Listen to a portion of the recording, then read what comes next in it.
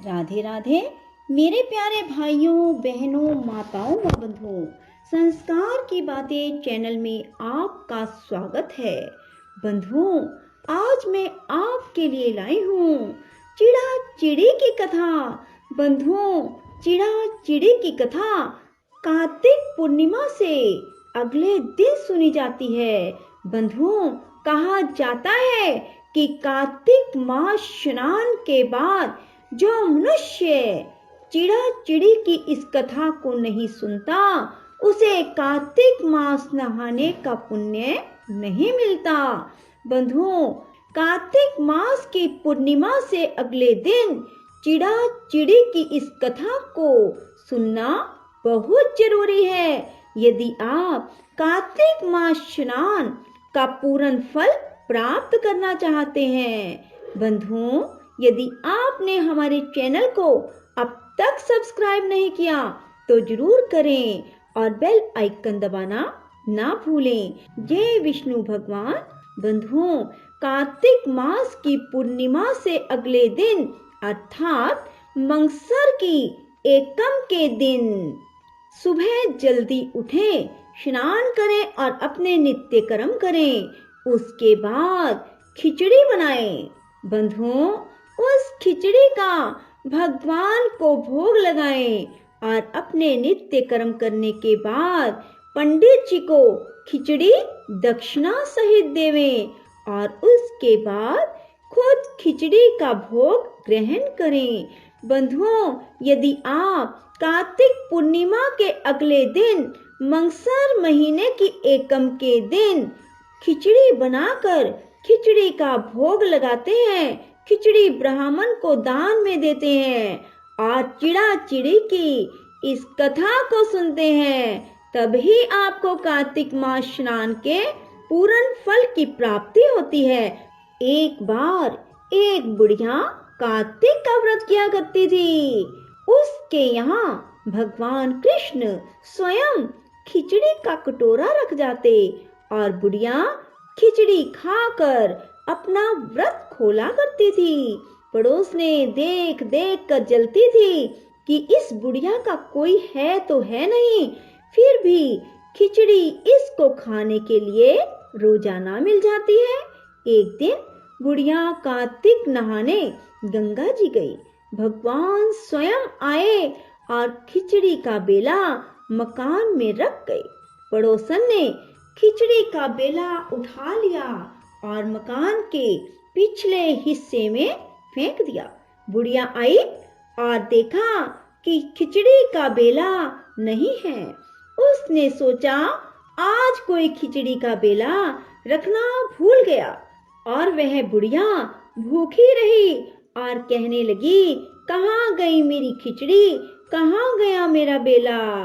पिछले आंगन में उस खिचड़ी के 2 फूल बनकर उग गए। एक दिन राजा शिकार खेलने गया तो बुढ़िया के घर के बाहर से जा रहे थे तो उनको वह फूल दिखाई दिए। राजा फूल तोड़कर ले गया।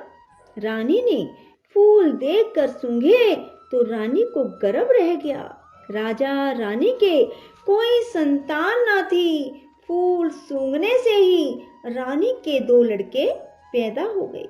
वह लड़के बड़े हुए पर वे दोनों बच्चे किसी से बातचीत तक नहीं करते थे।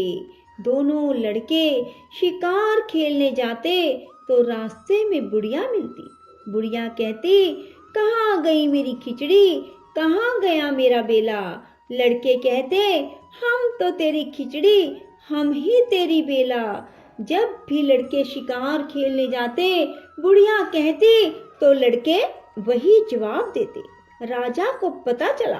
राजा ने बुढ़िया को बुलाया और कहा कि हमसे तो ये बोलते ही नहीं, तुझसे कैसे बोलते हैं। बुढ़िया ने कहा, मुझे इस बात का कुछ भी नहीं पता, लेकिन मैं कार्तिक व्रत करती तो कृष्ण भगवान मुझे खिचड़ी दे जाते थे, तो एक दिन मुझे खिचड़ी नहीं मिली। तब मैं कहने लगी, कहाँ गई मेरी खिचड़ी, कहाँ गया मेरा बेला। तब लड़के बोले, तुम्हारी पड़ोसन ने खिचड़ी फेंक दी थी और उसके 2 फूल बन गए। फिर राजा उन फूलों को तोड़ कर ले गया। उन फूलों से हम लड़के हो गए। हमें तो भगवान ने बुढ़िया के लिए भेजा है। तब राजा ने बुढ़िया को अपने महल में ही रख लिया। बंधुओं, कार्तिक स्नान करने से बुढ़िया को ये फल मिला कि भगवान स्वयं उसके पास आते और उसको रोजाना खिचड़ी देकर जाते। और जो खिचड़ी से फूल बने, उस वजह से बुढ़िया को रहने के लिए महल मिल गया। सो बंधुओं, हर मनुष्य को कार्तिक मास स्नान अवश्य करना चाहिए। जो मनुष्य भी कार्तिक मास स्नान करते हैं, भगवान श्री हरि उन पर अपार कृपा करते हैं, उनकी हर मनोकामना पूरी करते हैं। बोलो विष्णु भगवान की जय हो। बंधुओं, कार्तिक मास के बाद चिड़ा चिड़ी की इस कथा को सुनने के बाद लप्सी तप्सी की कथा भी अवश्य सुने, क्योंकि लप्सी तप्सी की कथा सुने बिना कथा का फल अधूरा है। एक लप्सी था और एक तप्सी था। तप्सी तो भगवान की तपस्या करता। लप्सी रोजाना 1.25 सेर हलवा बनाकर भगवान को भोग लगाकर टाली हिलाकर जिमा देता। एक दिन दोनों में झगड़ा हो गया। लप्सी बोला मैं बड़ा, तप्सी बोला मैं बड़ा, क्योंकि मैं भगवान की तपस्या करता हूँ। नारद जी बोले तुम्हारा फैसला मैं करूँगा। दूसरे दिन तप्सी नहा कर आने लगा तो नारद जी ने 1.25 करोड़ का मुद्रा तप्सी के आगे गिरा दिया। उसने आंखें खोल कर देखा तो मुंदड़ा पड़ा है। उसने उठाकर पैर के नीचे दबा दिया और तपस्या करने लगा। उधर लप्सी 1.25 सेर का हलवा बनाकर भगवान के भोग लगाकर टाली हिलाकर जीम लिया। इतने में नारद जी आए, दोनों को अपने पास बिठाया।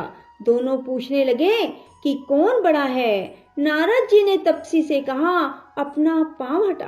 पांव हटाते ही मुंदड़ा निकला। तब नारद जी बोले कि मुद्रा चुराने से तेरी तपस्या भंग हो गई, इसलिए लप्सी बड़ा है।